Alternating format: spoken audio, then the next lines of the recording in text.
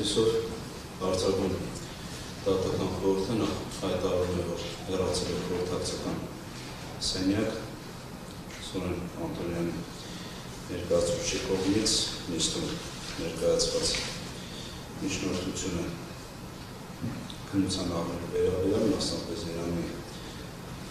Թումանյանցին բացահայտելու մասին, այսպես արձանագրում է, որ գործին մասնակցող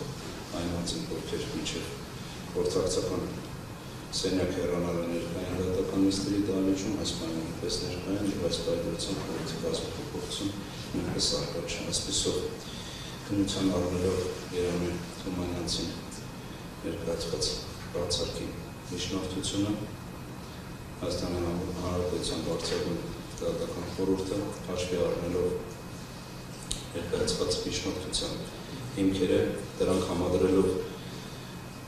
մի այդ որոշման արտահայտված դիրքորոշումների հետ,